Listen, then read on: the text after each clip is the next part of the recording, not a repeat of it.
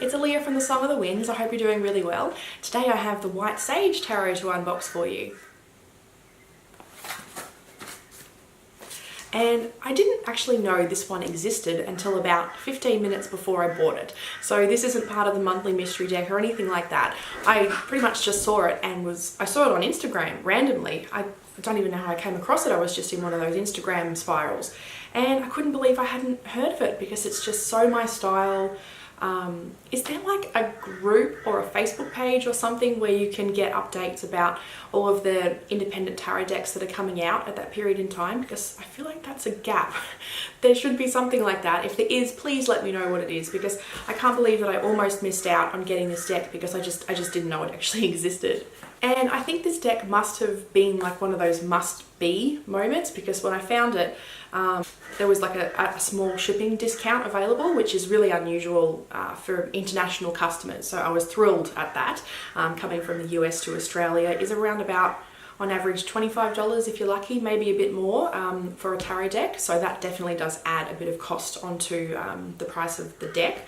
So there was that, but then there was also a bundle deal where there was a reading cloth included with the deck, and I didn't know how many were left in stock, but it looks as if I actually got the last one. So it all just feels very serendipitous, and yeah, I can't wait to open it up.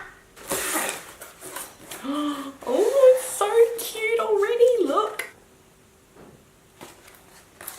It's adorable.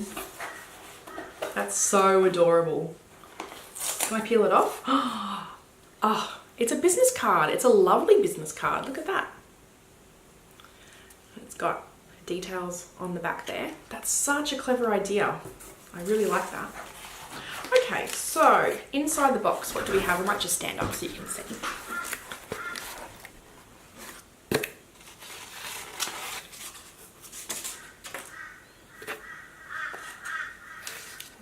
Something interesting in there. I'll have to open that up. And then you've got some eco packing material. That's great. I always reuse packing material as well. Oh, look at that cloth. It's so gorgeous. Okay, here we are. So this is the deck and the reading cloth and the beautiful white sage that she puts with every deck. And that's right, this one came with a postcard. I'd forgotten about that. I've actually had this for a couple of weeks and I was just busy with other, filming schedules, so I haven't opened this one up, which took a great deal of self-control. Okay, I'll see what's in this one. And it looks like it's handmade paper. Oh, there's a little thank you card. It says, "Dear Aaliyah, I hope this deck brings you clarity along the way." No. Okay. Oh, this is so soft. And the reading cloth is made with plant dyes. And it's all beautifully, intricately knotted there. And I think the idea is the sage is used to actually cleanse your deck for the first time before you use it. Ah, magic. I can't describe how soft this material is. Like, it's so soft, it's almost like silk, but I know that it's not silk because I wouldn't have bought silk. Ooh, yay. And if you've seen my other video about deck storage, I'll link it in the cards here. But I've got a little tutorial on there about how to actually wrap up your deck in the furoshiki way. So yeah, that's really interesting. I actually love storing my decks in reading cloths. It feels just, yeah, really special, especially for ones that I use regularly. But the patterning on that is just so nice. I love how random it is. Yeah. Okay. So here is the lovely deck, White Sage Tarot. Gorgeous. And there's little stickers on the side to keep it all together. 78 card tarot deck and instructions, illustrated by Teresa Hutch. It's very similar to my surname.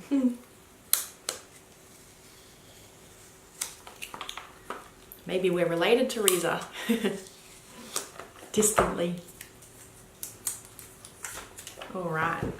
It's a really nice strong box. Like, for an independent deck, That's sturdier than you would normally see. I love the word sturdy. Okay.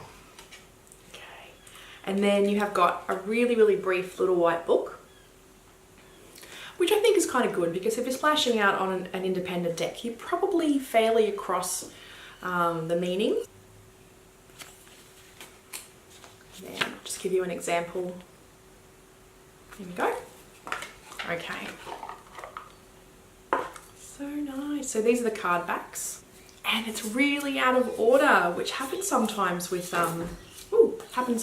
these independently produced decks. It must be something to do with the printing process, because it's going from the World to the Sun to the Lovers to the Hermit to the Star, Judgment, Knight of Swords, Ace of Swords.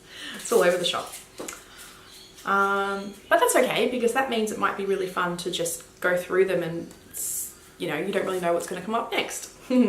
So I'll stand up and we'll do it that way.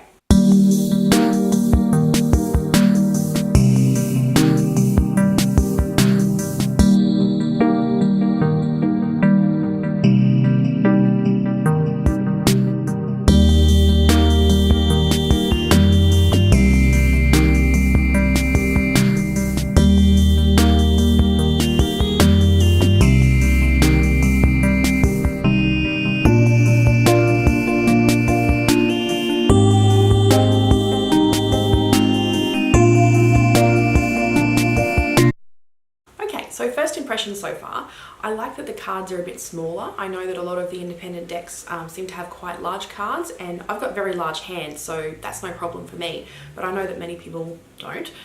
So, you know, having a small card or an average size card is actually pretty good. The card stock is pretty nice. Like, I actually really like the way that feels. They're glossy matte, if that makes sense. Like, they're kind of a matte print, but they just feel like they move smoothly in your hand when you shuffle them. A few of the standout cards for me so far is I'm really into Queen of Cups. Oops. Ah! I'm really into the Queen of Cups.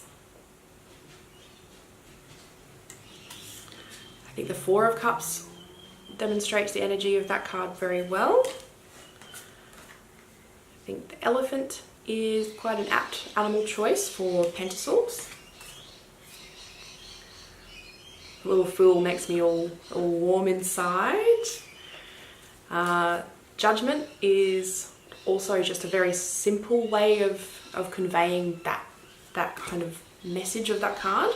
And a Sloth for the Hermit is really cool. But then I've also separated out some of the cards where I feel like it's sort of, it lacks a bit of the gravity of the actual energy of or intention behind that card, which is Ten of Wands and Death.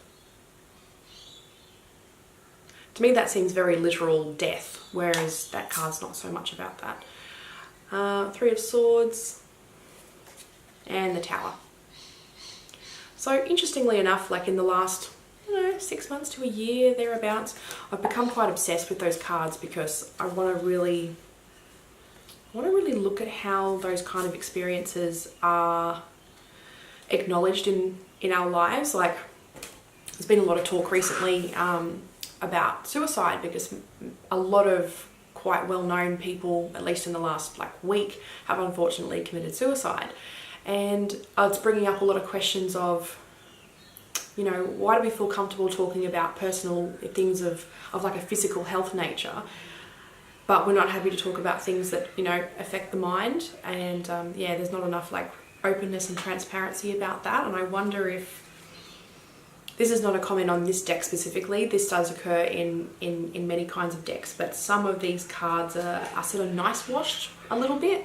Like, I'm not sure that really, to me, shows the gravity of a Tower moment, you know? So yeah, that's just a little observation. When I was first looking at the deck, I thought to myself, am I going to be bothered by those big borders at the bottom, you know? And I'm not. They're borderless in the areas that count for me. And I don't know, I think it just adds to the overall minimalism of the deck, and it sort of unifies the whole feel of the deck for me. So yeah, I don't think it's a problem at all. I think perhaps if it had that, but also there was a border at the sides, just of, you know, the white. I don't think I like that, but as they are, I think they're beautiful. The colour palette's lovely. It's definitely very minimalistic in the sense that the minors are all pips all the way through, so you only really see characters in the court cards and in some of the majors. Yeah, see, Ten of Swords to me doesn't really scream the energy of the Ten of Swords either. But that's okay, because it's so... I think, yeah, maybe sometimes decks do have to be really, really soft and gentle, particularly if you're, you know, coming out of some really tough stuff, or you're reading for yourself and, you know, you kind of know what a card's all about, but it's not going to help you to see a typical depiction of the energy of that card, if that makes sense. But I think it is a beautiful deck. Like, I'm really glad I've got it. So many aspects of it are just so perfect. It's just very me to like break down precisely what it is that I like about a deck, or I'm not so fond of. But it's always with utmost respect to the creator, honestly. It's just, yeah, it's part of my training from previous, you know, work, like careers and things, where you have to be able to break down things very, very clearly for people. So that's why I do that. But yeah, I think I'll enjoy working with this deck. It's so pretty, it's so gentle. I'm really digging this hermit. Yay, just go slowly. I think he's got like a little gold star or something on him. Wearing a hoodie. Yeah, that's cool. Yeah, take your time, mate. All good. Okay, well, thank you so much for watching. I'll make sure to leave all of the website details and things below for the White Sage Tarot, so if you wanted to check it out for yourself, you can definitely do that. And also, you know, any of the social media handles that I can find for Teresa. Well, thank you for watching. Until next time, you have a lovely day, week, month, whatever it ends up being, and I'll speak to you again real soon. Bye!